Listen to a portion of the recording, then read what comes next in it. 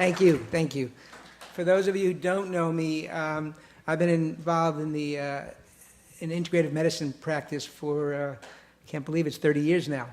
And that is taking care of people with complex chronic illness, frequently illness that either is difficult to diagnose or difficult to treat.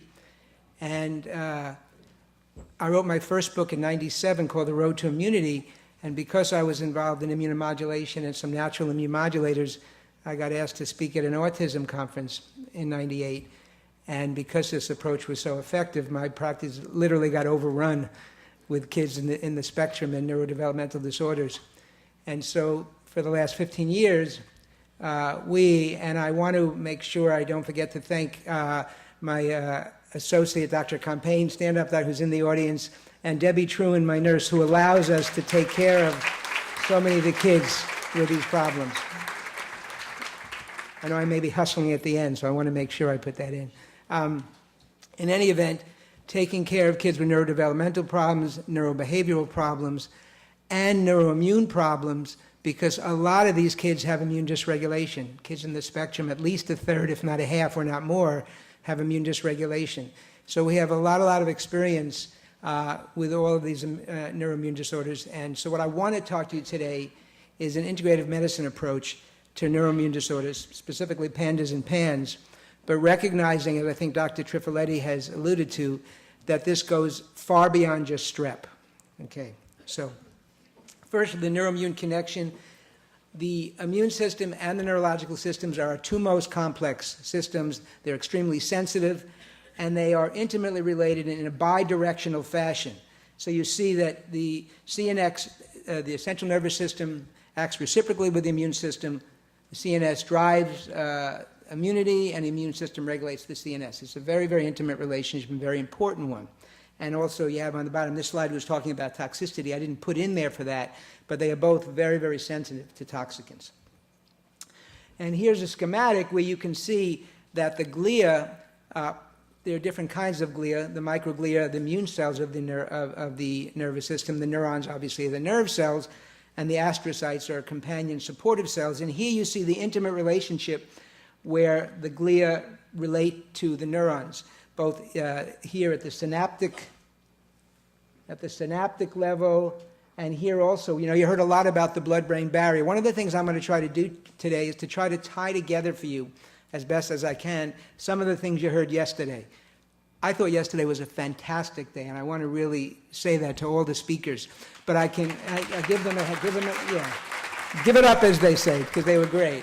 But I think for the parents, there's a lot of complexity there. So what I like to always say when I speak to parents is, you saw a ton of information yesterday. You just got it from Dr. Trifoletti. You're going to get a lot from me now. You will not be tested on what I'm going to present to you, so you can take a deep breath, because it's very complex. I'm going to try to simplify it as best as possible.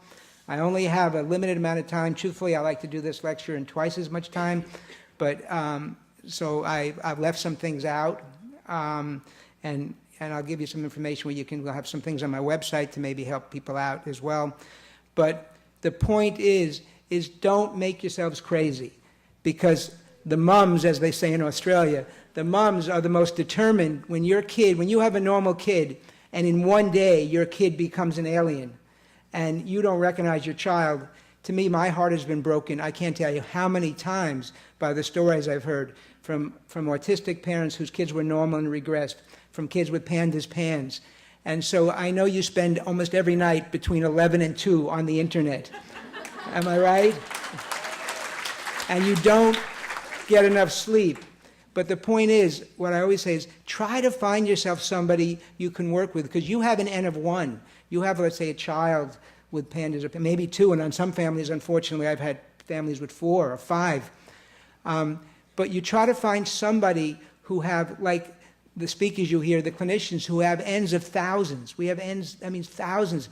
We can draw from that experience and the research to help you, so you don't take it on all yourself, because otherwise it causes huge amounts of stress. I've seen families crumble. You know how hard this is. So I just encourage you to find a skilled and experienced practitioner who you can trust that can help you in these things, and don't take it on alone. Although I don't dissuade you from being the advocate for your child, because you have to be.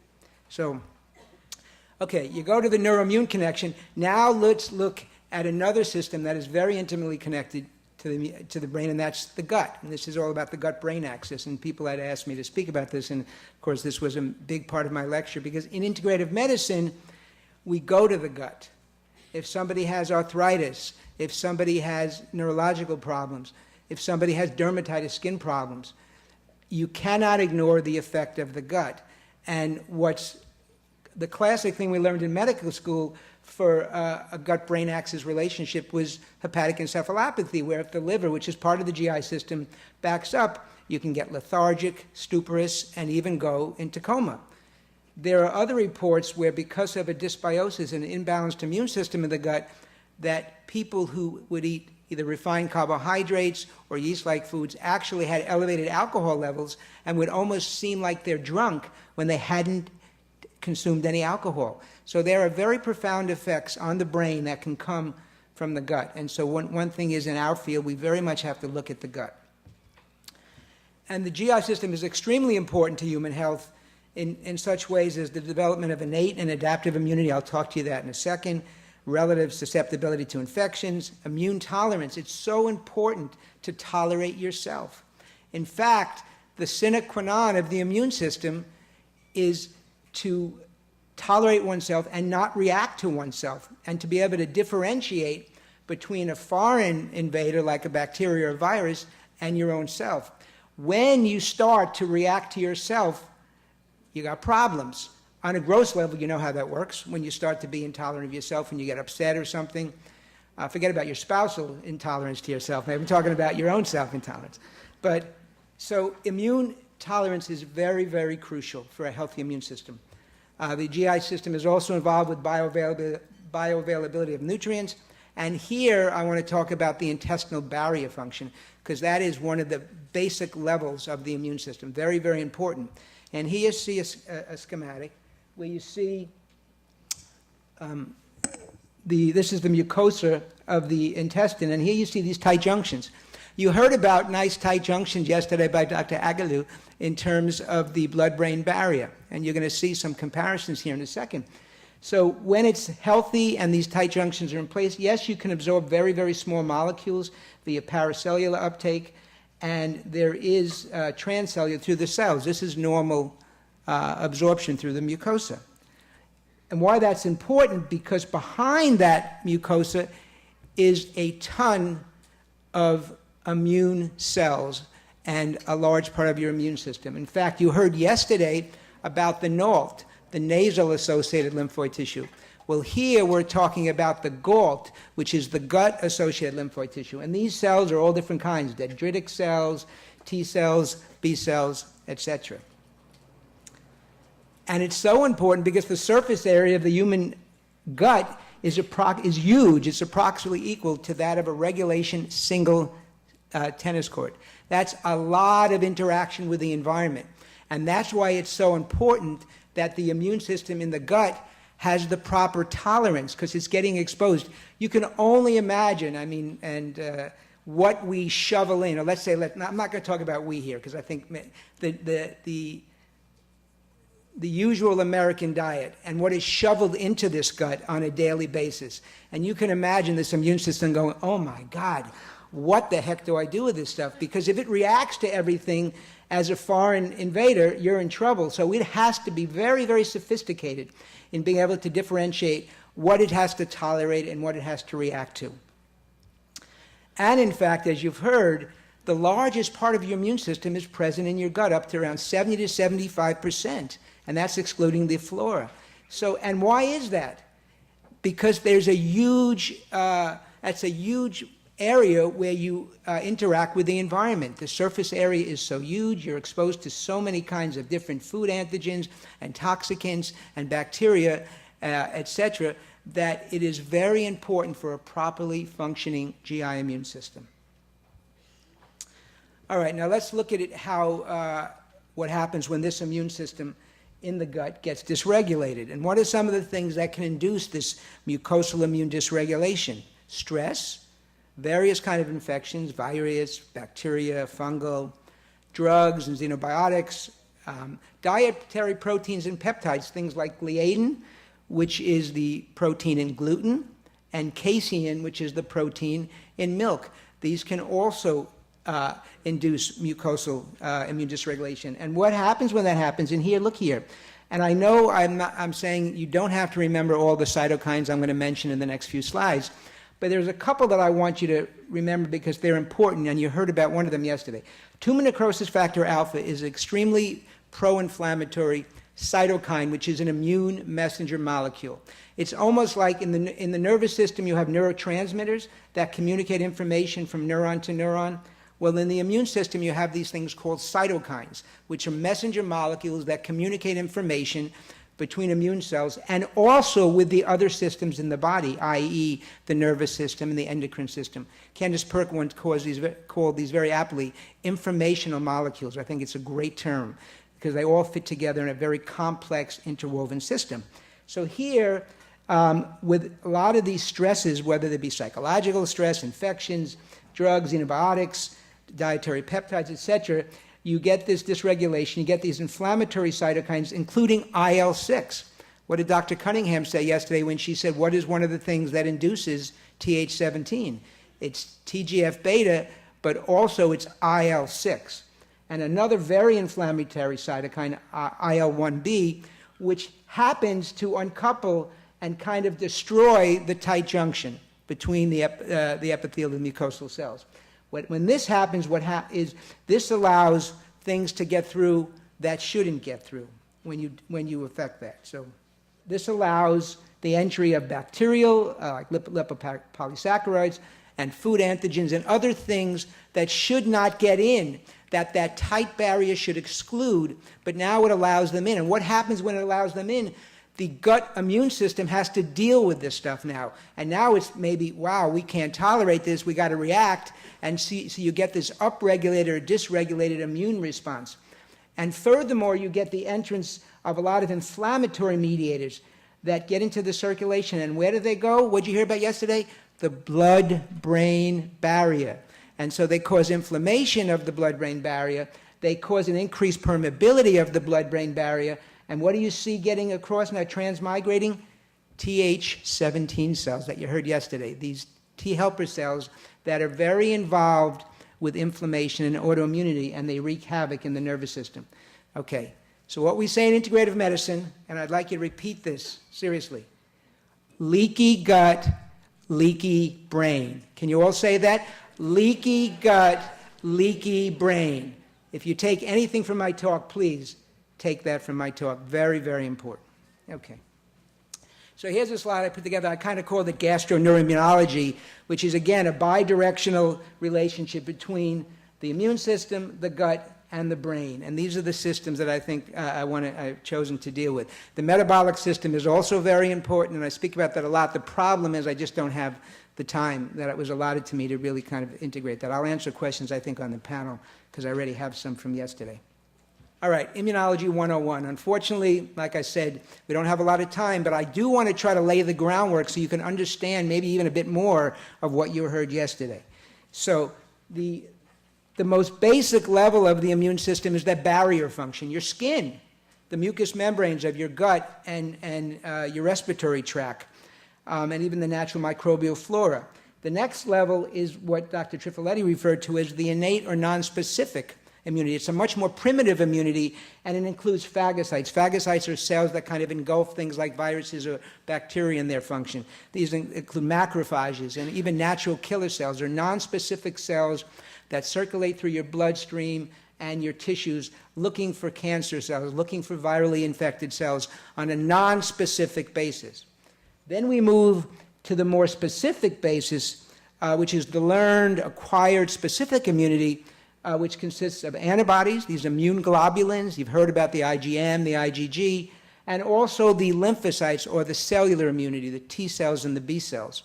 And it is the B cells that differentiate into the plasma cells that end up creating and producing the antibodies. Okay?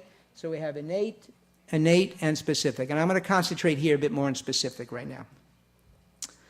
So if you look at the specific immunity, and we looking at something called T helper cells. And again, this is complex immunology.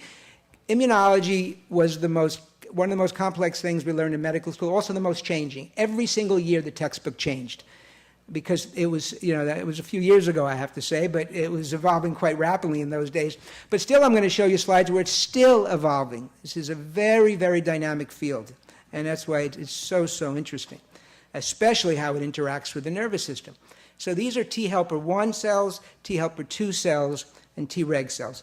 The Th1 or T helper 1 cells are involved with cellular immunity, cell-mediated immunity, where the actual cells do the work. The Th2 or T helper 2 cells are involved with humoral or antibody-mediated immunity. In other words, they regulate the B cells that then produce the antibodies, okay? This system is very involved in allergic diseases in terms of which we've seen very much of an increase over the last number of decades. And lastly, a bit more, these were the first cells, and actually when I wrote the book in '97, I talked a bit about these, okay? I didn't even really talk about Tregs. Then came Tregs, which are cells that are supposed to regulate or modulate the immune system, and they help the balance between Th1 and Th2, okay? And in a few slides, you'll see they do even much more than that and how it relates to this whole PANDAS PANS thing, okay? Tregs, very, very important in immune system balance, okay? And how do they do this? They do this from what I just told you called cytokines, immune messenger molecules, the way that they speak to each other. So these T helper cells and all the cells of the immune system, as you see here, they produce these immune messenger molecules that then speak to other immune cells that cause them to go in certain directions, and then they form other ones, and there's this very complex feed-forward, feedback mechanisms, okay? But I don't expect you to learn all these. This took years and years and years to learn, so don't worry about it. But what I would like you to see, and I just outlined them here, a couple of the major ones that are pro-inflammatory, because what are we talking about in our kids with immune dysregulation? We're talking about inflammation, autoinflammation, autoimmunity, and so part of that is due to these pro-inflammatory cytokines. Tumor necrosis factor alpha, IL-1, and again, as you heard yesterday, and you just heard me say IL-6, right? The anti-inflammatory ones are looked at as TGF-beta and IL-10, but you may say to me, Dr. Bock, you just told me that TGF-beta is involved in promoting Th17. It's extremely complex. There's a huge amount of overlap in this. If you took time to look at this slide, there's a huge amount of overlap. And it's amazing it works as well as it does. It really is. It's truly extremely complex. But I just want you to recognize that there are pro-inflammatory cytokines, there are anti-inflammatory cytokines, there are regulatory cytokines, and there is overlap. Okay. And again, don't worry about the names, just worry about the concepts. But here is an immune system in perfect harmony. The Tregs are the conductors, where they're actually promoting a balance between Th1 and Th2, and you have a well-functioning immune system, okay? Aha, let's add another wrinkle now. About, probably in the mid-2000s, 2005, this article is from 2007, we start learning about another type of a T helper cell called Th17, something you heard about yesterday. And this article from Nature Medicine, which is one of the most respected immune journals in medicine, talks about a brief history of Th17, the first major revision in the Th1, Th2 hypothesis of T-cell mediated tissue damage. And what it says is for over 35 years, immunologists have divided T helper cells into functional subsets. And they thought T helper type 1 was long thought to mediate tissue damage in organ-specific autoimmunity and situations. But now they're saying maybe it does initiate the damage, but it's not involved in sustaining or playing a decisive role in many commonly studied models of autoimmunity, allergy, and microbial immunity. A major role for the immune messenger molecule IL-17, which is produced by the Th17 cells, has now been described in various models of immune-mediated tissue injury, including organ-specific immunity, autoimmunity in the brain. What are we talking about here? autoimmunity in the brain, inflammation in the brain. Th17 cells are very important in that, as well as a number of other organs. And this pathway called Th17 is now credited for causing and sustaining tissue damage in these diverse situations. It actually is in somewhat antagonism with Th1 pathway, and the evolution of our understanding of the Th17 pathway illuminates a shift in immunologist perspectives regarding the basis of tissue damage, where for over 20 years the role of Th1 cells was considered paramount. So one thing that's important, besides the fact that Th17 cells are so important in inflammation as autoimmunity, to realize that what we now know now may not be what we believe in 5 or 10 years, because we may learn something else. And that is important for what we're talking about here. The answers are not always in. You would have told somebody about Th17. I don't know exactly the history. I wasn't involved right back then. But who knows if the person who came out with Th17, they probably said, oh, yeah, you're full of bunk. It's all Th1, because that's what happens in medicine. You have to have a natural skepticism, but the problem is when that skepticism actually keeps out information that is very, very important. Okay. And here's just a schematic to show you where you get these cytokines, TGF-beta and IL-6, that promote the T cells to go to Th17. It secretes its cytokines like IL-17A, which binds with their IL-17 receptor, and then you get more inflammatory immune messenger molecules, tumor necrosis factor alpha and IL-1B. And then you also get this feed-forward mechanism with IL-6, and a lot of the inflammation in a lot of systems, but here we're talking about the neuroimmune system, is feed-forward, and inflammation begets inflammation, and we have a cycle that is really, really damaging. Okay.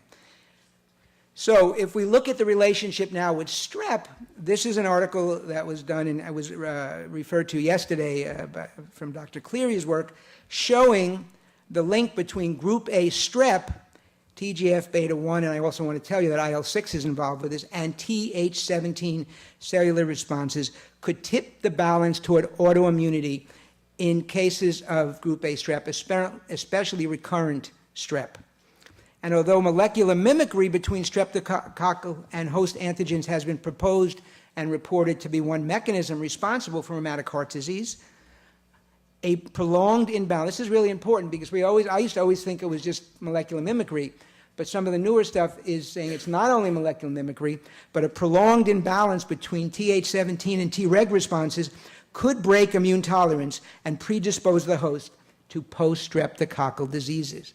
And one of the things I'm going to show you in a later slide that we have to remember, yes, it's genetic susceptibility, yes, it's environmental factors, but it's also host factors.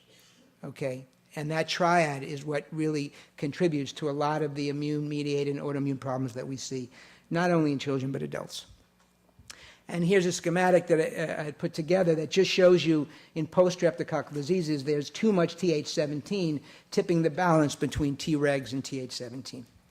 Okay, and this is with permission from my friend and colleague Dr. Wajani, where you see an activated T cell can go in various pathways. Th1 involved with cell-mediated immunity, Th2 involved with antibody-mediated immunity, Th3, which are the Tregs, important for regulating or balancing the immune responses, and the more newly discovered Th17 that's involved with regulating inflammation and involved with inflammatory disorders and autoimmunity. So the key to the immune system is immune balance. Balances between the cellular immune responses, T cells, B cells, and the humoral response, antibodies. Remember, and in fact, I called the book The Road to Immunity, I almost called it Immune Balance, because that is such an important concept in the immune system. And what has happened in the last several decades is that we've really had increasing amounts of immune imbalance, increased incidence of asthma, atopic diseases like allergic allergies, peanut allergy, allergic rhinitis, eczema, and certain types of autoimmune diseases. And what are some of the contributing environmental factors to this increase? They're multifactorial. But this is Dieter's article, who's really been an expert in this area and describes it so well. So some of the contributing environmental factors include various toxicants, infectious agents, and airborne pollutants. So let's take a little look at that right now in terms of just see how some of them may play a role. Firstly, heavy metals, lead, mercury, arsenic can affect all components of immune function.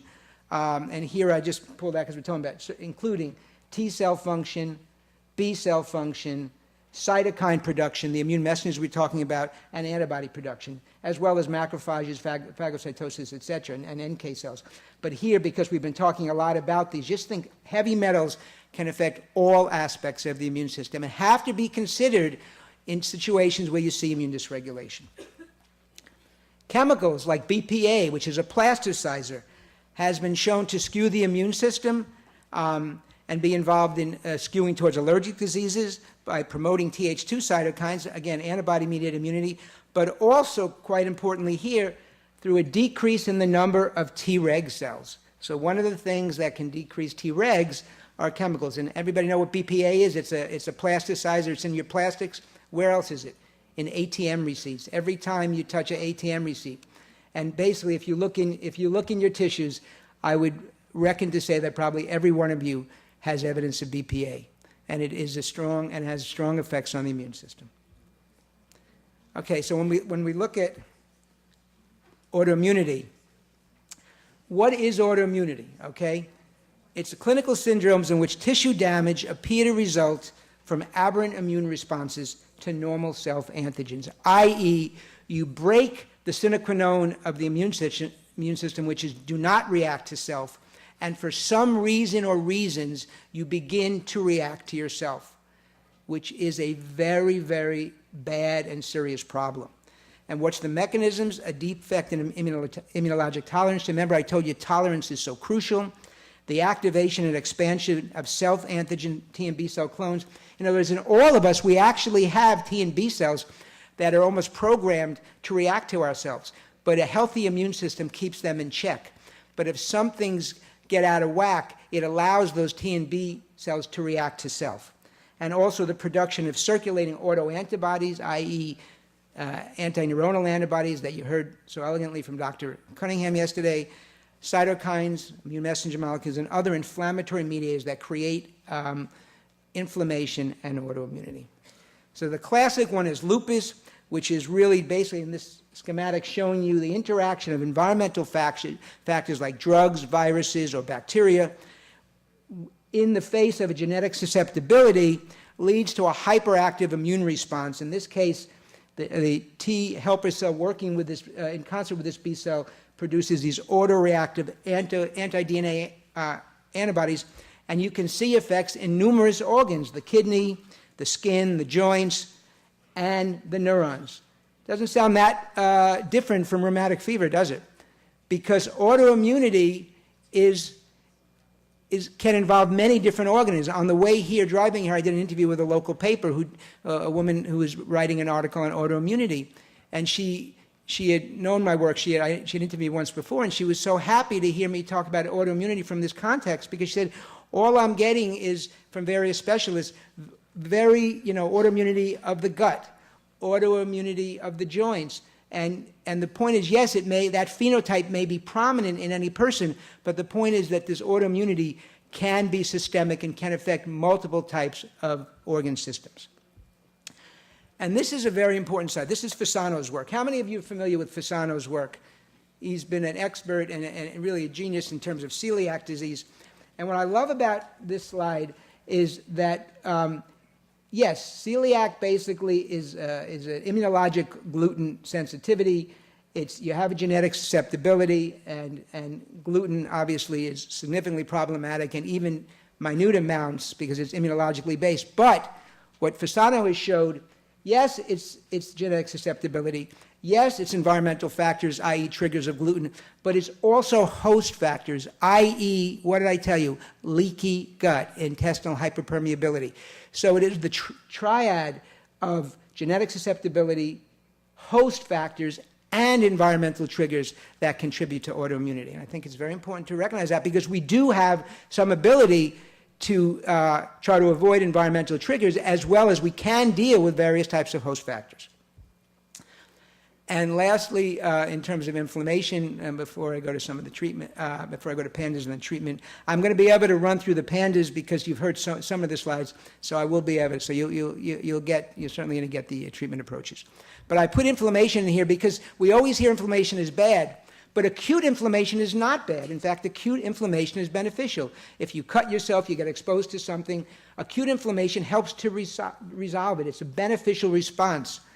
But it's when that inflammation becomes chronic, overwhelming, persistent, that you get this harmful kind of tissue destructive response. So that's important to remember that. But in most of the cases we're talking about here, we're not talking about acute inflammation. We're talking about a detrimental type of chronic inflammation. And aren't we an inflamed society? I mean, it's like, you look at her. It's crazy. And the inflammation relates to the heart, the joints, the brain, the psychological. I mean, this is really, I think we're dealing with this, and I think many of you know it. I mean, and I think this really captures it. So, okay, specifically PANDAS, I am going to be able to run, because you had so much of this that I put it in, but I think I'll be able to go through this fast when I get to the integrative treatment, because you've been hit with this so many times. But I wanted to say, because I wanted to say something about post-streptococcal disorders that are accepted, because we've talked a lot about how PANDAS in some way is not accepted. Blows my mind how somebody can say, I don't believe in it, but it's the truth sometimes. And rheumatic fever, glomerulonephritis, Sydenham Chorea, and I put PANDAS at the bottom, are post-streptococcal disorders. The first three are obviously accepted. Nobody would deny them. But if you look at Sydenham Chorea, and you see the involuntary movement, you see hypotonia, muscular weakness, and you see that these really incredible involuntary movements that can be disabling, and you saw a great video about it yesterday that showed you, I shouldn't say great, but it was a great example of how intense those choreiform movements can be. So this is the neurological features. But you also heard yesterday that psychological features frequently precede the choreiform movements, and they can be relapsing and remitting, and they include OCD, emotional ability, cognitive defects, personality change, attention deficit, and hyperactivity. Do these sound familiar? Because I really do believe that PANDAS, in my mind, is a form fruste of Sydenham Chorea. In other words, I think they're very similar. Obviously, there are differences. You saw a lot of the things that Dr. Cunningham put on, and I think something about in terms of when you're looking at titers of things, and Sydenham's Chorea was higher, PANDAS was elevated but lower, and then there was normal. So I do believe in a lot of ways this may be a form fruste of Sydenham Chorea. And that's why, to me, I put this in, because it's unbelievable to me that people have such a hard time accepting it. There's an incredible model here. I mean, it's just there. Thank you. Good. All right, you got to have the obligatory PANDAS. I mean, All right. You've heard the symptoms. I'm going to just buzz. It's clearly the tics, OCD, anxiety, separation anxiety, the personality changes, emotional ability, the rage episodes, which can be so severe. I just got a call yesterday while I'm here. One of the PANDAS patients was doing so great, got a respiratory infection. It sounds like a virus because she had restarted antibiotics and no response, and he literally tore out. There's a mother, I've been taking care of this kid for years and years. He's got a seizure disorder. He'd been doing really well. He's in the spectrum, and ripped out lots of her hair. And basically he's 14 now, so it's really intense. And this was clearly a virally induced. So those rage episodes can be unbelievable. And the psychotic symptoms, the oppositional behaviors, and the nightmares, the dysgraphia, the decline in math skills. Very interesting to see, because we know I've seen numbers of children with these milder choreiform movements. In fact, some of them I've even sent to cardiologists to make sure we rule out rheumatic fever, because you like to but no, and each and every one of the cardiologists say, no, not rheumatic fever, this is PANDAS, which is you need to know that. Cognitive deficits, and yesterday we heard about the appearance of ADHD in an older kid. When you have things happen in a kid who's 8 or 10, you've got to start thinking, what is going on? That's going to be an infection and some autoimmune-mediated phenomenon. You just can't write that off and say this is ADHD. You've got to look at what the heck is causing this, and I think that's really essential. There's no question about that.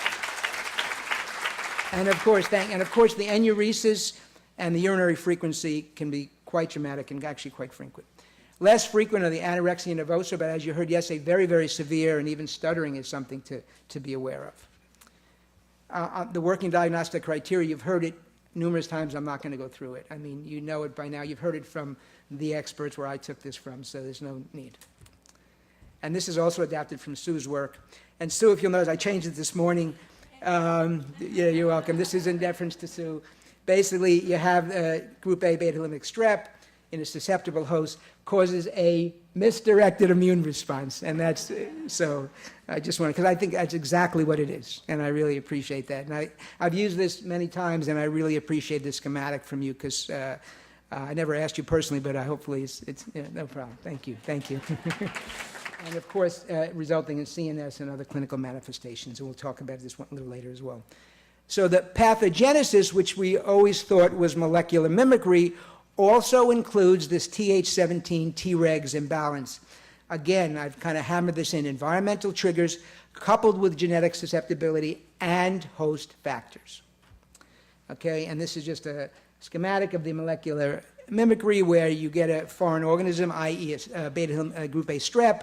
The B cell, under T cell influences, reacts to it, forms these antibodies, and what happens there are these epitopes, there is these tiny parts of the tissue, in this case the basal ganglia of the brain, that look a lot like the strep, and so these antibodies, rather than only dealing with the strep, react to host tissue. That's called molecular mimicry. And of course I showed you this one just to make sure you recognize that the mechanism also does include the Th17 Treg imbalance that is predisposing to the host to post-streptococcal diseases by breaking immune tolerance, because the Tregs are very, very important for immune tolerance. I love this autoinflammation. We don't hear it a lot. I think we're going to hear more of it because, and this was from an article in the Canadian Medical Journal, taken together, these findings are consistent with autoimmune-mediated inflammation of the basal ganglia. And that's what I really think it is. It's autoimmune-mediated inflammation. That's what we see in pandas. And this one, you saw it, Dr. Trivoletti put on there, pandas, horse, or zebra. I just have to digress for 1 second, because I have spent my career taking care of patients with disorders that many colleagues might say don't exist. And it's pretty amazing, because these people get better. I mean, I do have a practice that people come literally from all over the world. This week we have somebody from Qatar.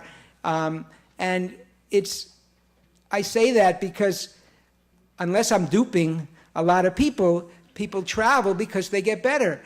From the beginning, chronic fatigue, fibromyalgia, autoimmunity, recurrent infections, Candida, chronic candidiasis, totally not believed biologists for years and still really refuted in some way. And then autism, biomedical approaches to figuring out what's underlying autism and not doing just ABA, and we've helped improve and recover so many kids with autism and kids with ADHD, and with pandas. And yet, it just seems like if you advocate for the patient in disorders that might not be fully understood, you end up on the other side. Lyme disease. I mean, Lyme disease is not only acute Lyme, there's chronic Lyme that really persists. There's tons of studies to prove it, and yet there's a camp that opposes it. And so, thank you. We have an obligation to our patients when we take care of kids, to the children and the mums and the fathers. I don't like to forget the fathers, but in Australia they call them the mums, and I love it. That to advocate, and it's not always easy, as many of you here have known who have been in the trenches with this specific pandas and PANS. But it never ceases to amaze me how things I see on a regular basis that I can help and help get better, hopefully fully better, not always. Anybody tells you they get every single person fully better, I think you ought to go the other way, because these are very complex conditions. But the point is we can help the vast majority, and yet there's still a subset of physicians. I have parents come in on a regular basis. I told this to my pediatrician. He says, I don't believe it. I went to the allergist. I don't believe in pandas. How could you not believe in this disorder? I mean, the research that has been presented, you look at the papers, there's tons of papers. And in fact, I just pulled out the one that was mentioned yesterday by Murphy and Pichachero, published 11 years ago. that basically says, we conclude, and this is in a very reputable journal, we conclude that there is an association between sudden onset of neuropsychiatric symptoms, especially OCD, and group A beta hemolytic strep tonsillopharyngitis in some previously healthy children. And they go on to say that it responds to antibiotics, especially the sentinel episode, but others as well.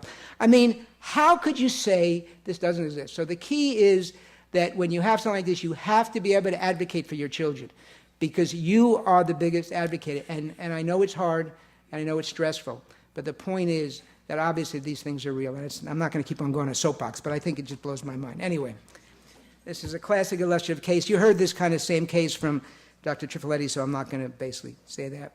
And the evidence supporting PANDAS we've heard, the symptom exacerbation following a strep infection, a positive throat culture is certainly very helpful. Elevated ASO and DNase-B, there's disagreement in some way, but I think that in my experience can be a bit helpful to confirm things. Elevated anti-neuronal antibodies, Dr. Cunningham is so extremely important. We don't usually do volumetric MRI to show increased basal ganglia, but on a research basis they can show it. Genetic predisposition with D8/17 markers. Positive family history of OCD and tic disorders, and a positive family history of autoimmunity are very important and should really be clues. And evidence of response to antibiotics and or immunomodulatory therapies is very strong evidence supporting a PANDAS diagnosis. Okay, so there's a lot of evidence to support this. And there are other infectious causes. I think, as you heard, the strep infection may be the sentinel episode. You've then upregulated, caused immune dysregulation, and things like common cold viruses, sinuses, very important to remember. They're like closed spaces, so sinus infections, and mycoplasma pneumonia, also very important. Just remember the multifactorial things, that gets the treatment. And Lyme, and I said it already, there's the overlap between Lyme and PANDAS. Okay, integrative functional medicine approach to neuroimmune disorders. One of the things you want to deal with is the potential factors that may underlie and contribute to recurrent infections and autoimmunity and chronic inflammation. You want to look at what's driving the inflammation. You want to look at what's driving the autoimmunity. Toxins, heavy metals, infections of all different types, gut issues, dysbiosis, imbalanced intestinal flora, intestinal hyperpermeability, I talked about that, including dietary peptides, gluten and casein, food allergies and sensitivities, environmental allergies and sensitivities, especially mold is a big one, nutritional deficiencies and imbalances, we always look at that, and we try to target nutritional supplementation for each patient. We try to personalize, individualize that. Hormonal imbalances and immunological imbalances, which of course you've heard about a lot. So this is from my colleague and friend Sid Baker, the first tax law. If you're sitting on a tack, it takes a lot of Risperdal to make it feel good. The appropriate treatment for tack sitting is tack removal. Oh, wait, gets better. Second tax law. If you're sitting on two tacks, removing one does not produce a 50% improvement.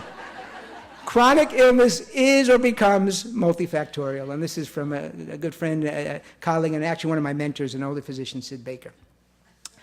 This is from The Road to Immunity. It's what I published in 1997. It's talked about the immune kettle. And this is a very important understanding of how we approach treatment. That you look at layers in the kettle, genetic predisposition, nutritional deficiencies, dependencies, allergies, sensitivities, infections, hormone imbalances, deficiencies, toxins, both environmental and endogenous from the gut, and psychosocial factors. All these are things that you have that affect the immune threshold and are kind of stresses on the immune system. The lower you get in the immune kettle, the more resistance you have, the healthier responses you have. And here is somebody that could take a number of things up to here, not overflow with symptoms, okay? In what we're looking at with PANDAS PANS, we're looking at an immune system with a large genetic predisposition, perhaps a number of other factors that have it very high, and all of a sudden you get an infectious agent that then throws you over into clinical and really here immune imbalances, symptoms, and the disorder disease we call PANDAS PANS. Okay? Very important, but this is not in isolation. This is on top of a lot of other factors. Okay. So in the treatment of PANDAS, I just want to, it's clearly antibiotics and antibiotic prophylaxis to stop the triggering event, i.e. the group A beta hemolytic strep, and also immunomodulatory treatment, which you've heard a lot about, and which antimicrobials play a role, obviously a very important role, antibiotics.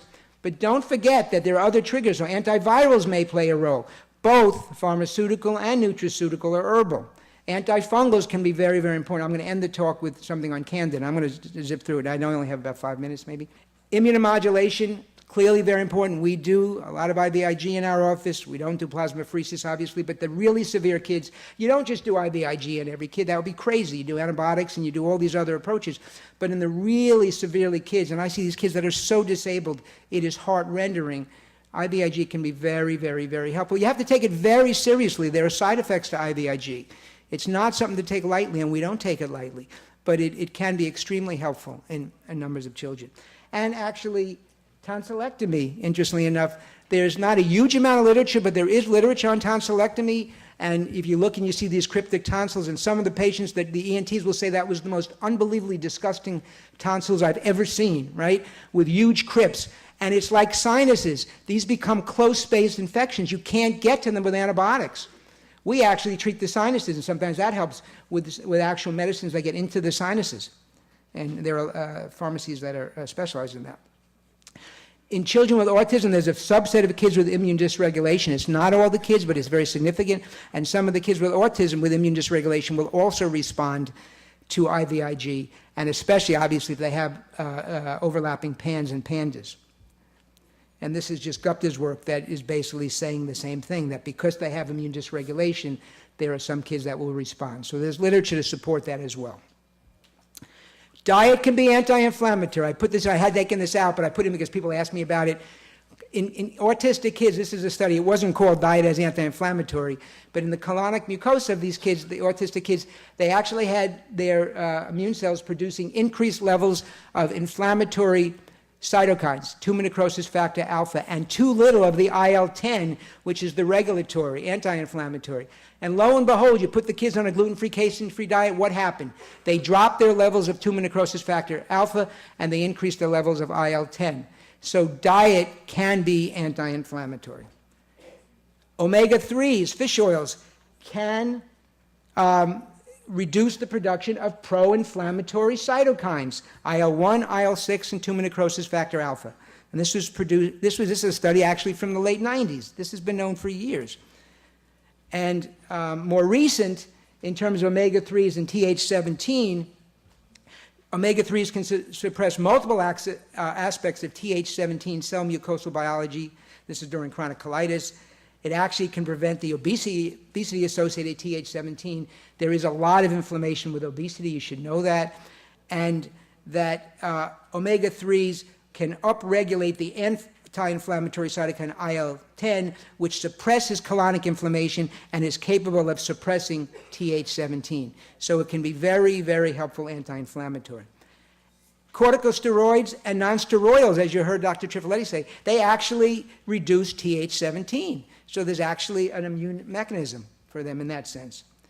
Curcumin, or curcumin, which is the component of the herb turmeric, which is that very bright yellow Indian herb, is extremely valuable as an antioxidant and an anti-inflammatory, inhibiting multiple mediators of inflammation. And also curcumin actually increases the production of IL-10, decreases the inflammatory cytokines, blocks the differentiation of Th17, I'm almost finished actually, and induces development of Tregs. Exactly what we want. So curcumin can be very, very helpful. But you want to make sure you get really good absorbable curcumin. There are different kinds. When you're on antibiotics for a long time, you like to have hepatoprotection. We use various kind of herbs and nutrients, NAC, alpha-lipoic acid, silymarin, curcumin. You want to balance the Treg Th17 balance. Vitamin D can actually induce Treg cells, and it can inhibit pro-inflammatory cytokines. And I agree very much what was said by Dr. Latimer, that you want the vitamin Ds to be very much not just at the bottom of normal. You like them to be 50, 60, or 70. You want them to have adequate vitamin D levels. You have to monitor them, though, because it is a fat-soluble vitamin, can be toxic. You have to remember that. You can't just, you should do this in concert with somebody who knows how to monitor. I always give you that because it's a tendency, I can get it in the health food store. Too much vitamin D, and she told you about 50,000. Do not think about taking 50,000 on a daily basis. There's a way of doing 50,000 a week to up the vitamin D, but that's pharmaceutical for a reason. You should not be taking those kind of numbers. And in addition to enhancing Tregs, probiotics and prebiotics. Tai Chi, I'm not sure your little 8-year-old's going to be doing Tai Chi, but exercise actually helps to enhance Tregs. All the things that are helpful, actually is very interesting, can have an immunological basis. And let me just finish with Candida. I'm going to run through it because I know I'm late, I'm sorry. There's very accepted manifestations of fungal disease. Thrush, vaginal candidiasis, Candida esophagitis, even Candida fungemia, which is disseminated, which is very, very serious. Those are accepted. Less appreciated and accepted, maybe some immune-mediated disease, allergies related to Candida, Candida dermatitis, triggers for other autoimmune disease, Crohn's disease, celiac disease, systemic inflammation. These are all supported by the literature, okay? And even more controversial is the whole concept of yeast, chronic Candida, fungal dysbiosis, which I tell you is very real to us in integrative medicine, but unfortunately not accepted. Clues are recurrent infections, recurrent antibiotics, which our kids are on for long periods of time sometimes, diarrhea, constipation, gas, bloating, abdominal pain, but also systemic effects because of a lot of the toxins and the allergens that Candida may produce. Decreased energy, fatigue, cognitive problems, and behavioral problems can be related to Candida. And the underlying mechanisms may be disruption of the normal microbial balance, the microbiota, and also effects on immune responses. But Candida can also increase IL-17 and Th17 pathway, and thus enhance inflammation.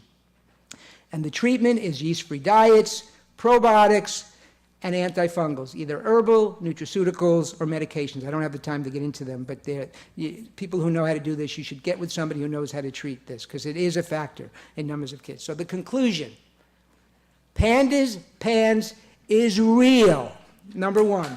Okay, thank you. Treatment with SSRIs and CBT can be helpful, but as sole treatments are inadequate. There is evidence, albeit not large, randomized, double-blind, placebo-controlled studies. I know some are in the works, but there is evidence. There's definitely, in my mind, scientific evidence. I think the minds of many, you've heard so much science in the last 2 days, to support the use of antibiotics and immunomodulatory treatments, and especially IVIG. And a comprehensive integrative medicine approach, which includes antibiotics and IVIG, and maybe even plasmapheresis, but also addresses GI issues, hepatic protection, other infections such as mycoplasma, Lyme disease, and viruses, fungal-type disorders, and immune modulation, can add significantly to chances for improvement, especially in those chronic, complex cases. And there's a book I wrote a number of years ago, Healing the New Childhood Epidemics, autism, ADHD, asthma, and allergies. There is some stuff on PANDAS in there, and you may find it to be helpful to explain all these things. And for more information, you're welcome to visit the website, www.bockintegrative.com, and there's my contact info, and you'll find some information on there that might help explain some of the things we're talking about. I know it was a lot. I'm sorry I went over. Thank you so much.